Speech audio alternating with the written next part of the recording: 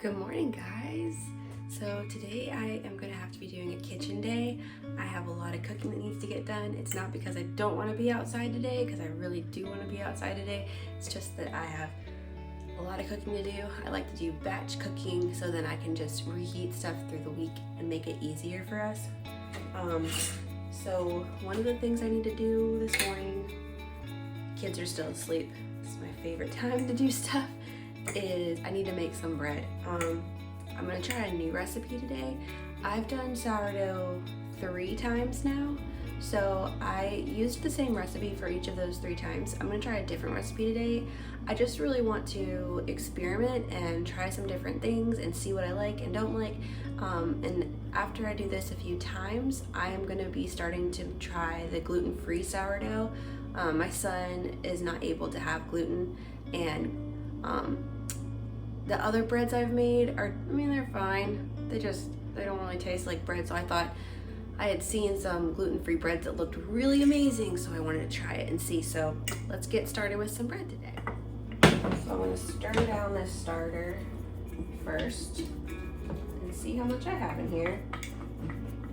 The recipe that I had been using was one from Venison for Dinner, and the one I'm going to be trying today is from the Prairie Homestead.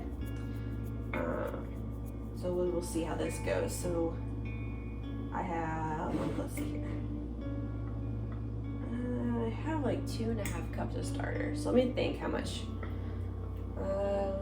This recipe only uses 1/2 cup of starter per loaf. So let me measure out 2 1/2 cups, because I accidentally mismeasured last week and ended up making 4 loaves of bread, so then I was giving them away, which is fine. There's 1/2.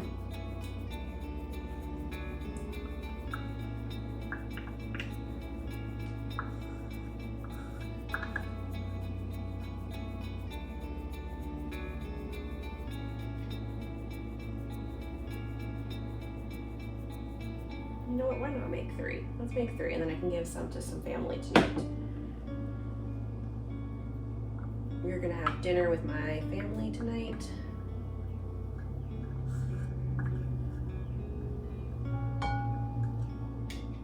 And then I'll find a recipe for using the discarded starter. I know I saw one that you can make pancakes from the discarded starter.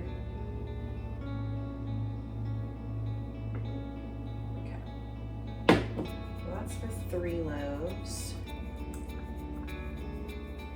Okay, so we're gonna let this sit aside for a little bit and start making some breakfast. Put a timer on this.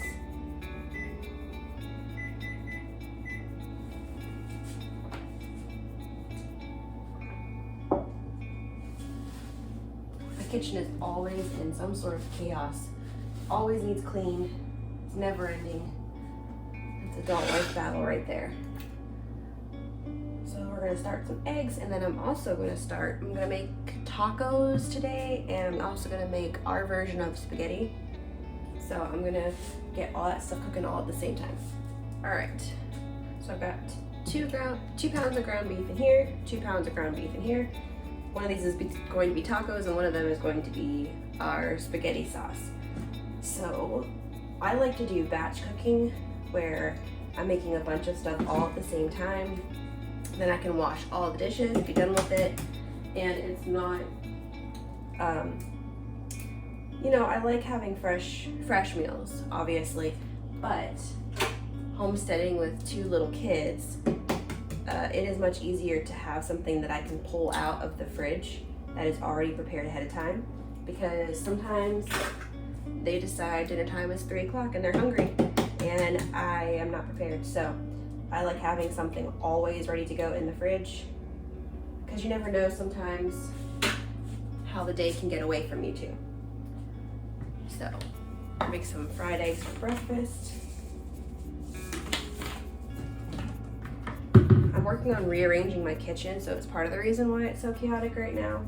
The fridge used to be right here, which meant you couldn't open the fridge and open the stove at the same time.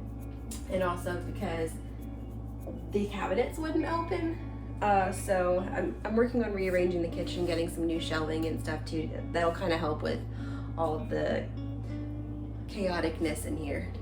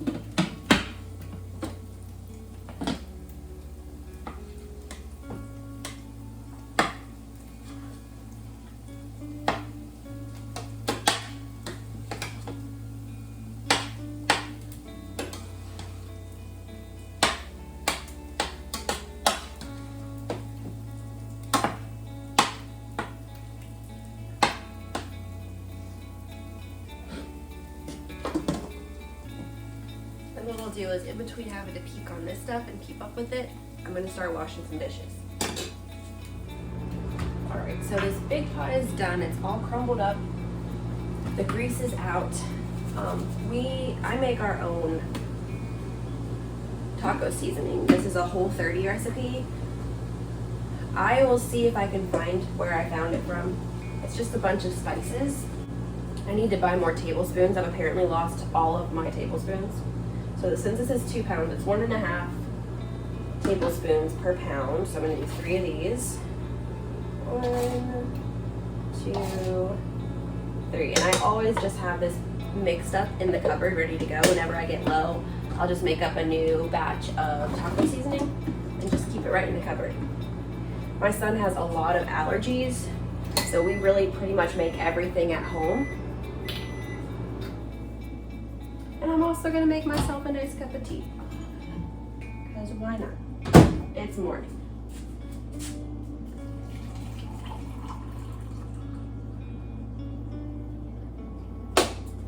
All right, I need another cup for this one. All this stuff goes at the same time. And then we get a lot done in a small amount of time, and then we do all the dishes, and it's done.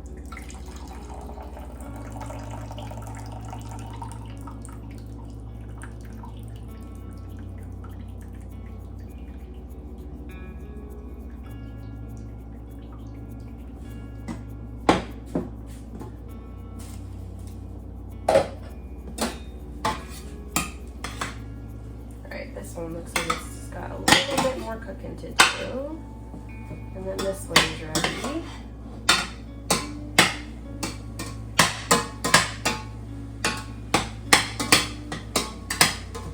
One of the ways you can make your tacos stretch if you're trying to make your grocery budget go a little bit farther is you can put a can of pureed black beans in the meat. I used to do that. My son can't have beans.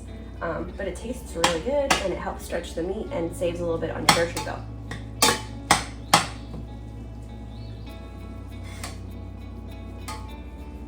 Alright, this one's gonna cook a little bit longer. Set my timer for my tea. So now I just need to put a little bit of water in the taco meat and stir that around. Oh, I got some water right here.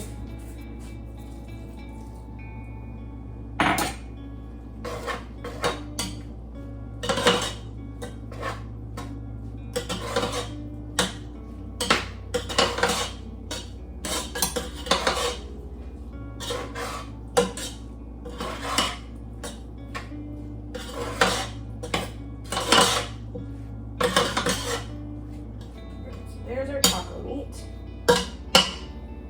Lovely. And then for the spaghetti, we don't eat noodles either because we're gluten-free, dairy-free.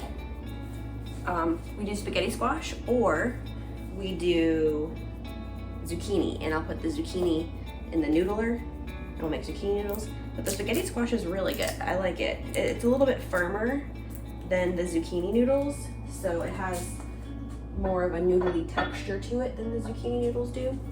So I make our own sauce. I'm weird about sauce. I don't like any stuff in my sauce, no chunks. So I make our tomato sauce, pasta sauce, out of tomato paste. And I'm not sure where this recipe came from. It's a really simple, easy recipe. It's 1 can of tomato paste, fill it up twice with water.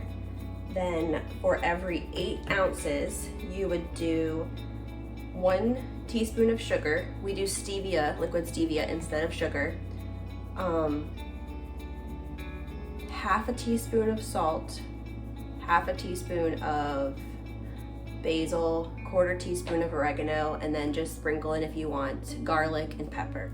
I might actually get all my cooking done before the kids even wake up. That'd be awesome. And then I can get all the dishes done, and then we can maybe go outside and do some fun stuff today.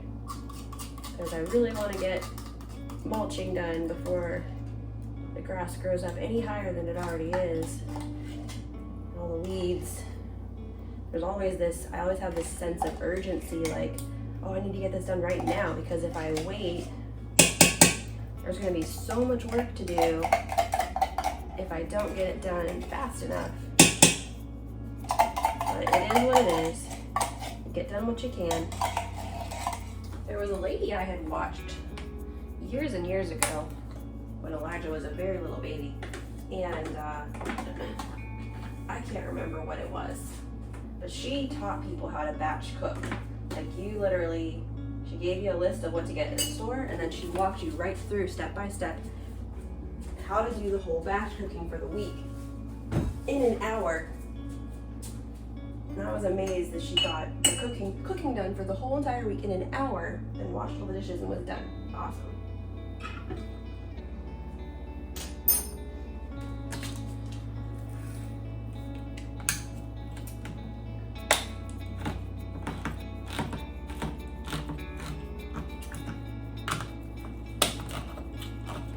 I think this is the last of my tomato paste. I'm hoping with our tomatoes that I can make our own tomato paste this year and can it. I'm really excited. It's like I'm at that point where I can see the harvest coming, but we haven't been able to get anything out of it. I mean, like, we got some lettuce and stuff, but like not like the big harvests.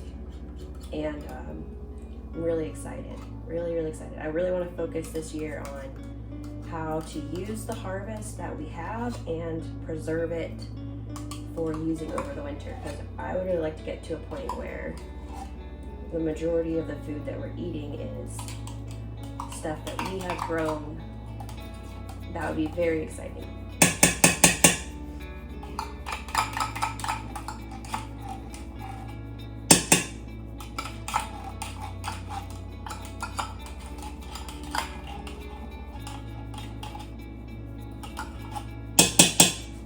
I'm gonna go ahead and get the rest of this tomato paste in here and get the water and spices all going.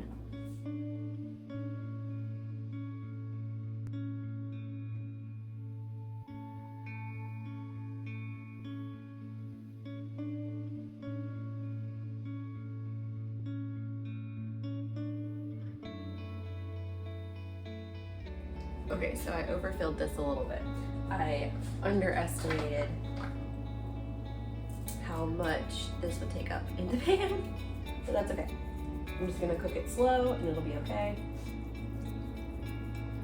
Just simmer it for a little while, let it thicken up, stir it all in together. It's really nice because it just kind of like, the meat just really soaks up the flavor. It's really good. This is one of my favorite meals, like our version of homemade spaghetti. I mean, I guess it's still spaghetti, it just doesn't have noodles, so it's delicious. It's one of my favorites. I have a lot of favorites. I love food. But it's also time to kind of shape up the dough so that we can let it rise. And I'm gonna have to go wake my kids up soon because I've got to go to work.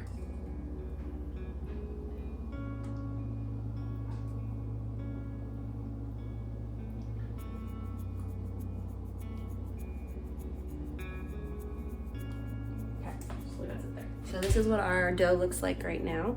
We're gonna let this sit and rise, and it should double, and then we'll split it and we'll shape our loaves.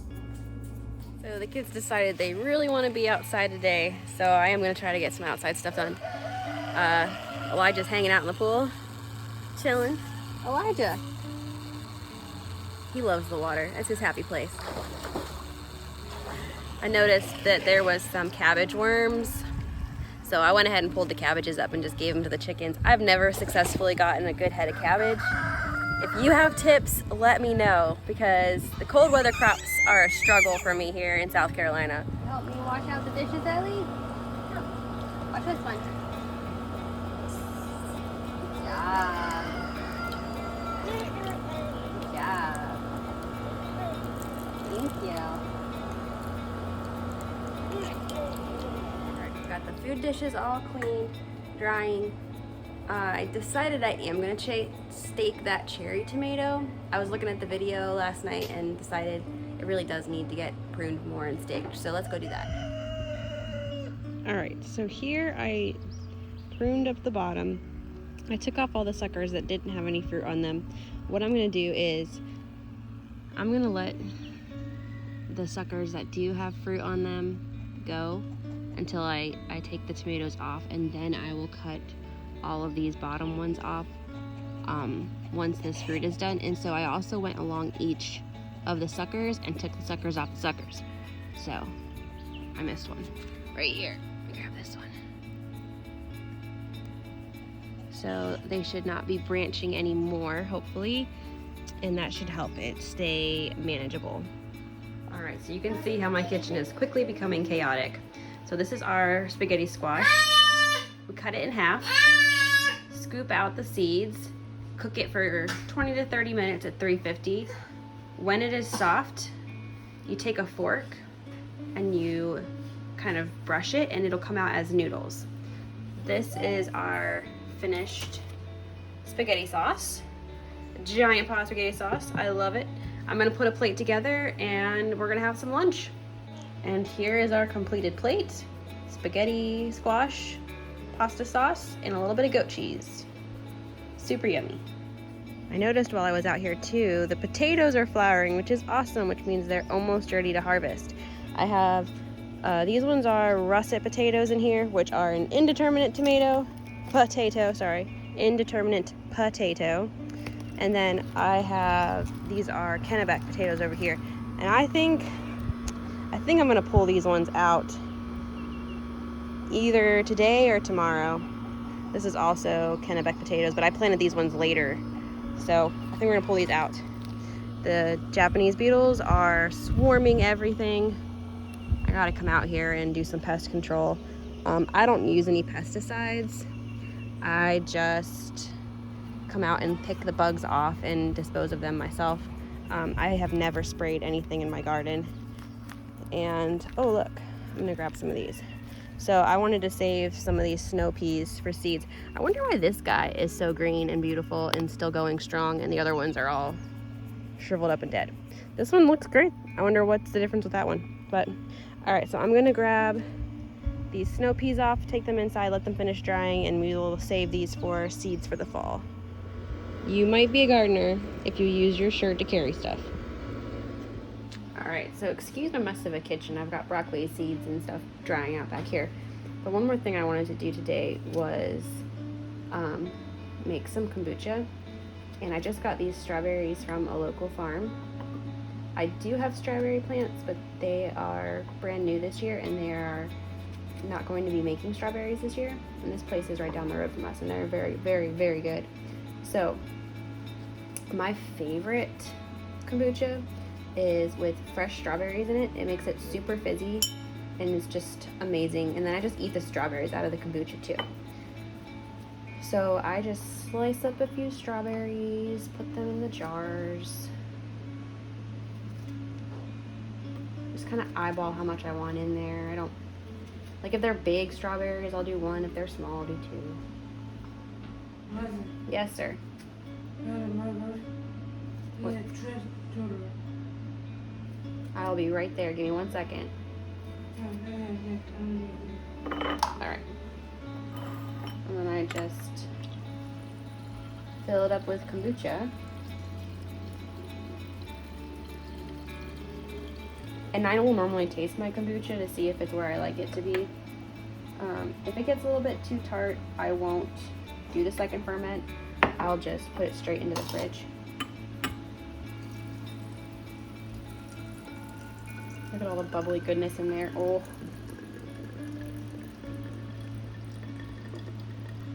that one's running a little bit low. I'll have to run my other kombucha jar.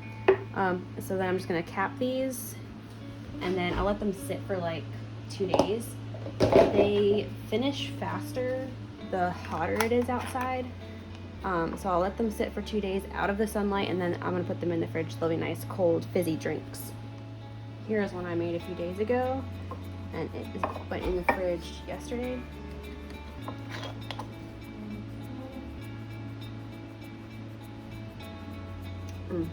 There's all the fruit in the bottom. It's very good.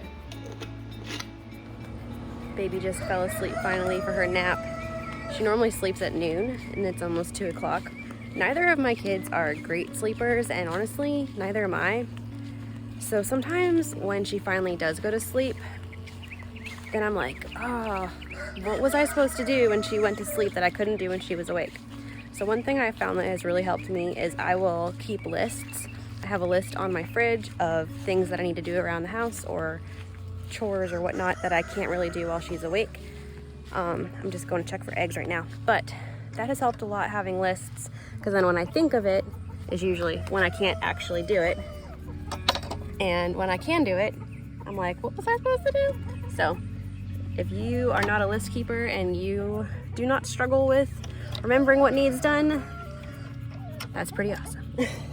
However, I struggle to remember sometimes what all needs done, and I'll think of it like when I'm driving the car or at night when it's too dark to be outside and do stuff. So the lists help a lot. How do you guys keep track of all of your chores that need done around your house or farm or homestead or whatever it is you're working on? All right, it is now 9:30 at night. We have had a very productive day. Excuse me. I just got the dough separated into 3, formed it into the shape that I would like, and I'm gonna let it do its second rise and then bake it in the oven. I still have to fill up all of the animal food and water dishes, move the chicken tractor, all of the regular nighttime chores, get the kids to sleep. They did not go to sleep, so they're still up, and try to finish all these dishes from all this good cooking today. All right, so we have 9 days left on these eggs. I did candle them at 4 days and had to take one out. So I had a video candling them and something happened. It didn't finish uploading and then it got deleted somehow. So we're gonna see what we can see in here.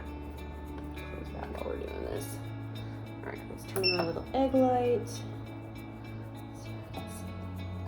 I'm gonna turn off this other light.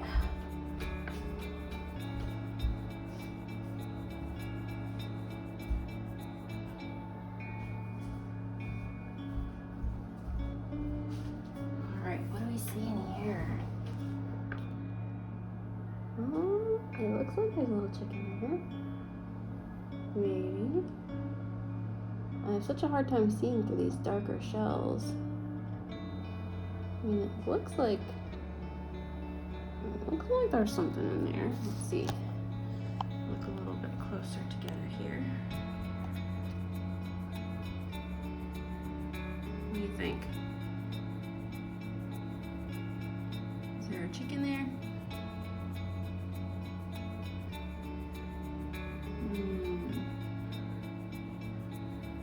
I don't know.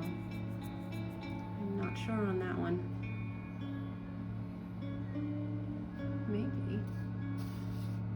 Maybe this right here.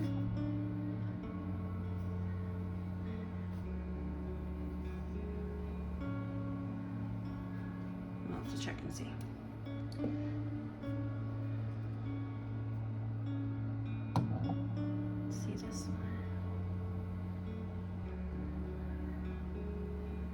See, that looks like to me like there's something in there because you can see the dark spot there.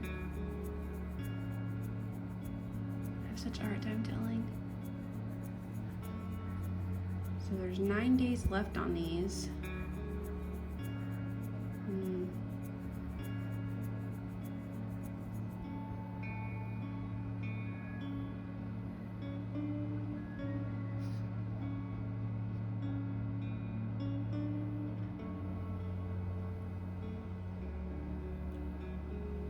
Guess we'll keep checking them.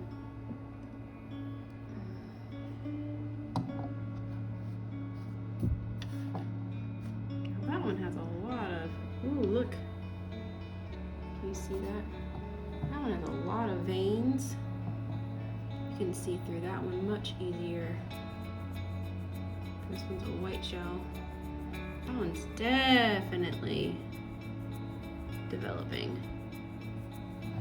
Wow. Wow, look at that. You can really see that one in there. That is very cool. Okay, let's put these guys back. All right, I am heading out to gather up the food and water dishes for the chickens. The dog and cats are fed. The pig has been fed. And I'll feed the pig again in the morning because I have a bunch of scraps in the fridge. Oh, look where the pig is sleeping. You sleeping in the chicken coop tonight, little piggy? I gotta come in here and grab these dishes. Hi. What you doing? I've been thinking about looking for, there's actually a decent bit of chicken feed still in here. I've been thinking about looking for a mate for her. And there you go.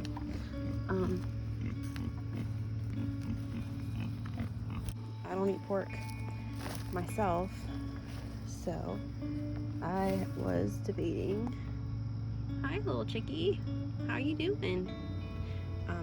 I was debating if I wanted to keep the pig or sell the pig or breed the pig or what I want to do with all of that.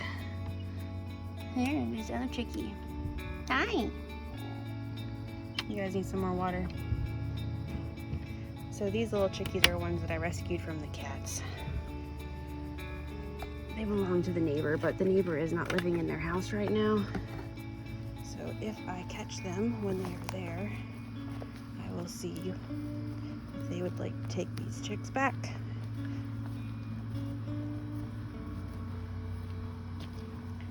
I know they have an overflowing amount of chickens, and they have offered us chicks in the past, but want to make sure before just keeping them.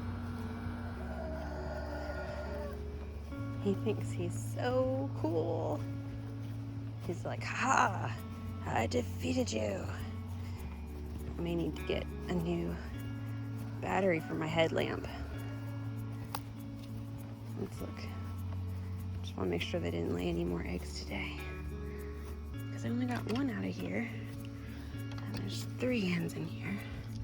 Let's see. Oh, yeah. They did lay me some more eggs. Cool. Let's grab these food and water dishes out of here.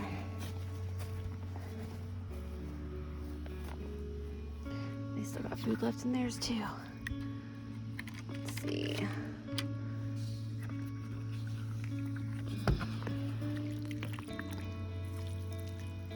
They dig all this dirt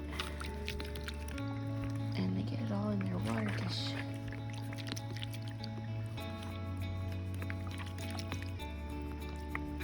It gets all muddy and gross. There we go. They actually still have a lot of food in there. So I'm actually going to let them go tonight. And then I will check on their food and water tomorrow. Hey guys. How's it going? Y'all cuddled up?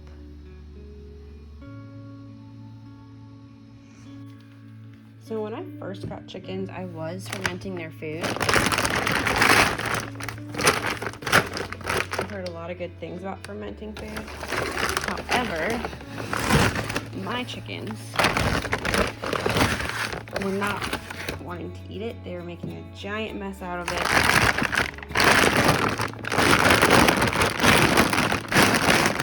So I ended up going back to crumbles, and then I put it in a bird feeder, and they will eat it out of the bird feeder, and it makes less of a mess. All right, first loaf of bread out of the oven, second loaf is in, kids are asleep, it's just about midnight. I'm gonna sign off for tonight because I'll be back at this at 5:30 tomorrow morning on the homestead doing all the chores. Good night.